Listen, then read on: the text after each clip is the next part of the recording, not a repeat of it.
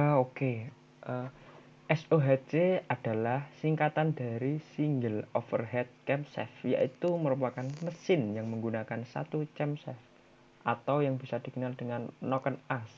Jadi setiap silinder terdapat satu noken as dengan dua katup, yaitu katup isap atau intake valve yang mempunyai fungsi sebagai menghisap campuran udara dan bahan bakar ke dalam ruang bakar, dan katup buang atau exhaust valve yang berfungsi sebagai pembuangan atau hasil langkah dari proses pembakaran menuju ke knalpot atau akhir pembuangan. Kita next kepada bagian komponen. Nah, untuk mekanisme katup single overhead cam sendiri terdapat beberapa komponen, antara lain yaitu rocker arm, camshaft, katup buang dan hisap, timing belt atau timing chain, dan crankshaft. Nah, pada kesempatan kali ini saya akan membahas 6 komponen tersebut ya. Untuk secara keseluruhan komponen dari sistem SOHC sendiri ini ada busi, kemudian ada piston, blok silinder, ring piston, dan lain sebagainya. Mungkin saya akan membahasnya lain waktu, dan langsung saja kita pada pembahasan komponen yang pertama. Komponen selanjutnya yaitu rocker arm. Rocker arm berfungsi untuk menekan katup ketika mendapatkan dorongan dari lob atau dari poros knock tadi ya teman-teman. Nah, meski memiliki fungsi sama, terdapat beberapa perbedaan konstruksi antara tipe OHV dan OHC. Pada tipe OHC, rocker arm bersifat individu, dengan kata lain tidak terletak pada satu poros. Selain itu, karena camshaft terletak di antara rocker arm, maka tidak diperlukan valve lifter dan push rod sebagai tumpuan lob. Rocker arm dilengkapi dengan roller yang berputar ketika camshaft berputar. Hal ini bertujuan agar tidak ada gesekan antara lob atau tonjolan poros knock dengan rocker arm. Selain itu, rocker arm ini biasanya sudah berteknologi HLA atau Hydraulic Lash Adjuster. Teknologi ini melakukan penyetelan celah katup secara otomatis. Sedangkan jika secara manual, kita biasa menyetingnya dengan menggunakan filler gauge dengan spesifikasi tertentu. Lanjut kita ke komponen selanjutnya yaitu camshaft atau poros knock. Nah, komponen ini berbentuk poros memanjang dan memiliki beberapa lob atau tonjolan di sepanjang poros atau di sisi tertentu. Nah, lob ini berfungsi untuk menekan rocker arm agar katup dapat terbuka. Dalam mesin satu silinder minimal memiliki 2 buah lob untuk mengatur pembukaan katup hisap dan katup buang. Penempatan sudut lob juga tidak boleh sembarangan karena akan berhubungan dengan timing pembukaan katup. Komponen selanjutnya yaitu valve atau katup. Valve merupakan pintu bagi saluran intake dan exhaust untuk mengalirkan gas atau bahan bakar. Selain menjadi pintu, katup juga harus tahan terhadap tekanan tinggi agar tidak bocor saat langkah kompresi. Pada katup terdapat bagian bernama valve seat atau dudukan katup. Komponen ini akan mempengaruhi ketahanan katup terhadap kebocoran. Apabila sudut katup seat tidak sesuai dengan dudukan pada kepala silinder, maka akan terjadi kebocoran. Diameter katup hisap umumnya lebih besar dibandingkan katup buang. Hal ini bertujuan agar udara bersih dapat masuk dengan leluasa ketika langkah hisap. Oke, kita lanjut ke komponen berikutnya yaitu timing belt atau timing chain. Timing belt atau timing chain memiliki fungsi yang sama, yaitu menghubungkan gigi sprocket antara crankshaft dan camshaft. Sehingga ketika poros engkol berputar, poros knock juga ikut berputar. Perbedaannya terletak pada bahan yang digunakan. Timing belt menggunakan sabuk karet seperti V-belt, sehingga lebih tenang namun kurang kuat. Sementara timing chain menggunakan bahan baja seperti rantai sehingga lebih kuat namun lebih berisik. Nah, maka dari itu keduanya memiliki kelebihan dan kekurangannya masing-masing. Oke, selanjutnya kita lanjut ke komponen yang kedua, yaitu crankshaft sprocket gear. Crankshaft sprocket gear adalah sebuah roda gigi yang terletak di ujung depan poros engkol. Fungsinya yaitu untuk memutar poros knock agar proses pembukaan katup bisa berjalan. Komponen ini menjadi awal dari powertrain, sistem mekanisme katup, karena energi yang digunakan untuk melakukan pembukaan katup berasal dari putaran flywheel.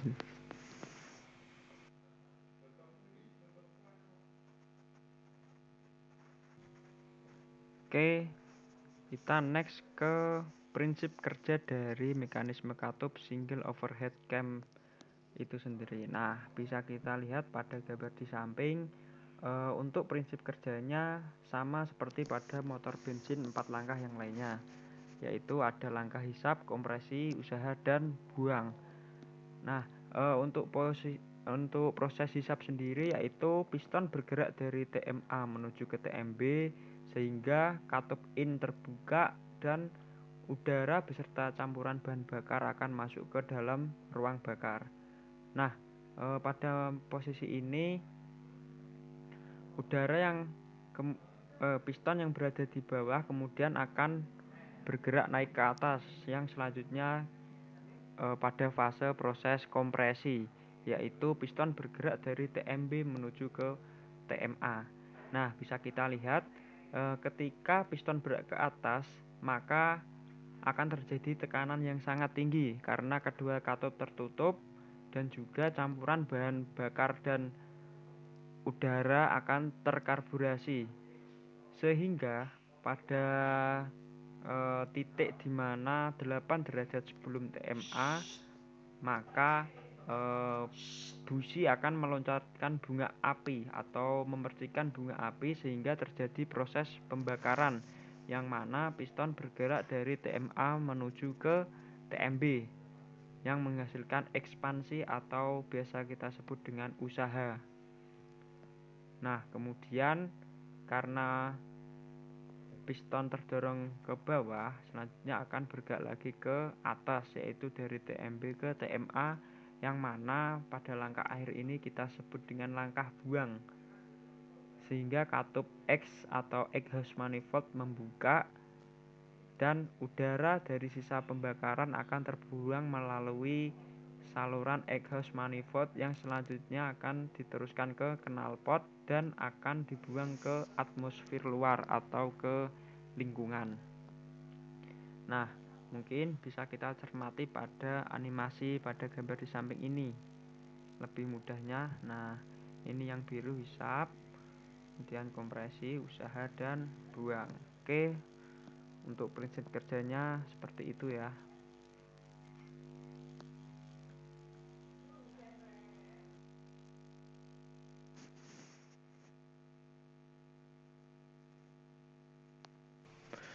Untuk kelebihan SOHC sendiri dibanding dengan mekanisme katup yang lain antara lain satu, yaitu lebih irit bahan bakar. Yang kedua, biaya produksi dan perawatan murah. Yang ketiga, konstruksi mesin lebih sederhana. Dan yang terakhir, torsi yang dihasilkan lebih baik ketika kecepatan rendah.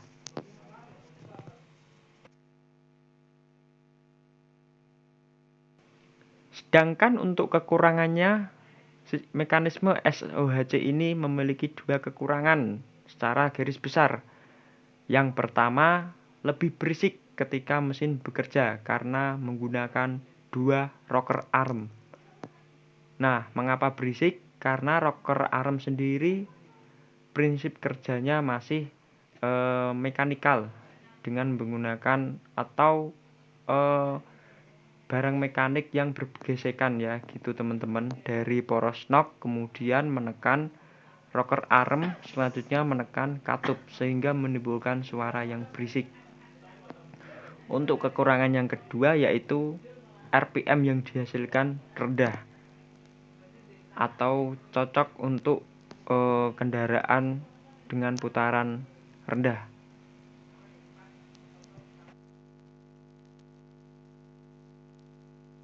Kemudian untuk pemeriksaannya sendiri, mekanisme katup SOHC ini terdapat beberapa komponen yang harus rutin kita periksa. Yang pertama yaitu poros knock, karena sering bersinggungan dengan rocker arm sehingga masalah yang sering terjadi yaitu keausan pada cam lob.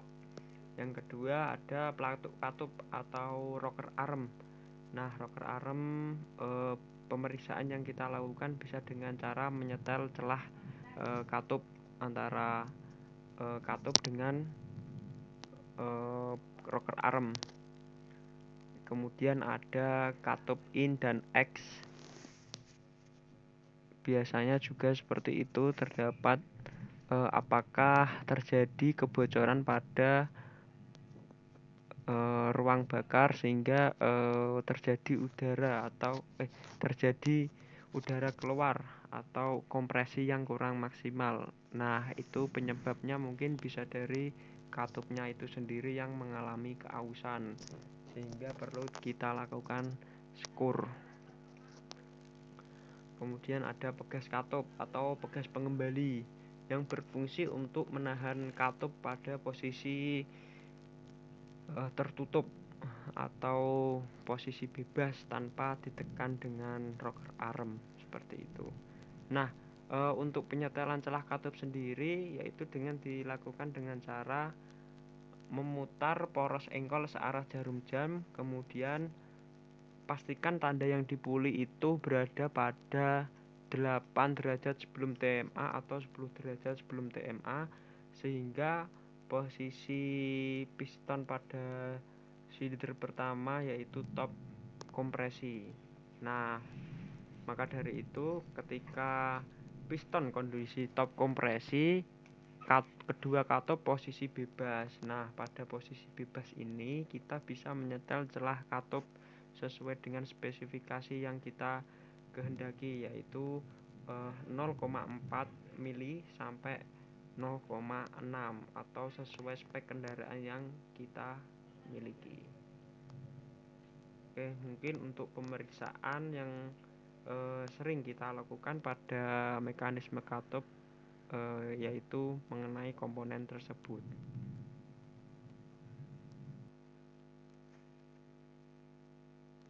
Setelah kita mengenal mengenai komponen-komponen yang kiranya kita dapat melakukan pemeriksaan pada mekanisme katup single overhead cam, selanjutnya kita akan lanjut untuk menyetel katup. Nah, langkah pertama untuk menyetel katup yang harus kita lakukan adalah posisikan engine pada top kompresi 1, yaitu dengan cara memutar poros engkol searah jarum jam. Seperti pada gambar kita lihat. Nah, kita menggunakan kunci pas ukuran 19 atau 21 sesuai dengan puli mesin kita masing-masing. Kemudian putar sesuai dengan searah jarum jam dan pastikan tanda pada puli sejajar pada tanda yang ada di bodi mesin, yaitu bisa 0 derajat atau 5 atau 10 derajat sesuai dengan spek dari mesin masing-masing. Sebelum kita melakukan penyetelan terhadap katup, hal yang pertama kita lakukan yaitu yang pertama, tepatkan tanda pada puli poros engkol atau sejajar segaris dengan angka 0 pada bodi mesin. Jadi nanti untuk tanda yang dipuli harus diposisikan sesuai dengan yang ada di bodi mesin. Kemudian yang kedua, pada saat memutar poros engkol, perhatikan katup masuk silinder. Nah, katup mana yang bergerak. Kemudian apabila yang bergerak katup masuk silinder 1 pada saat memutas poros engkol, berarti ketika tanda pulih tepat dengan tanda 0 yang sedang kompresi adalah silinder 1. Sehingga apabila pada silinder 1 kedua katup kita pegang rocker armnya, maka kondisi bebas rocker armnya, sehingga atau dengan kata lain tidak sedang menekan batang katup, karena pada silinder tersebut sedang posisi top kompresi, sehingga kedua katup posisi bebas. Setelah kita melakukan penyetelan pada top kompresi 1, kemudian yang selanjutnya kita akan menyetel katup yang belum kita setel dengan cara memposisikan engine pada top kompresi 4, yaitu dengan cara memutar kembali poros engkol searah jarum jam sebesar 360 derajat atau 1 kali putaran.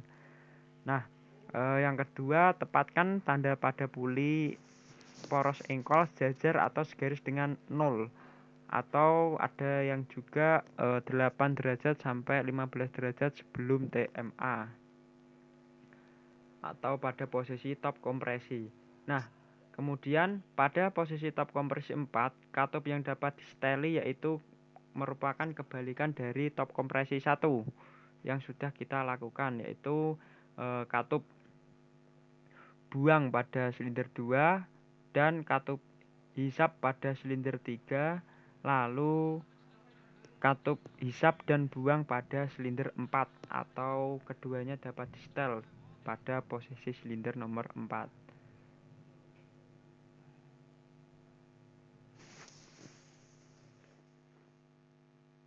Nah, kita bisa lihat pada gambar di samping ini, ketika pada posisi top kompresi 1, katup yang dapat disetel adalah katup buang dan hisap pada silinder 1, kemudian katup hisap pada silinder 2, dan katup buang pada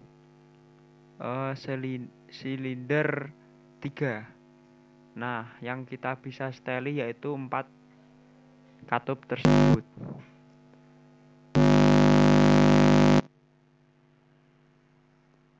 Setelah kita melakukan penyetelan pada tanda atau crankshaft, nah tahap selanjutnya yaitu kita akan melakukan penyetelan katup sesuai dengan spesifikasi dengan menggunakan obeng main dan kunci pas ukuran 10 atau 12 dan tambahan special service tool atau yaitu filler gig.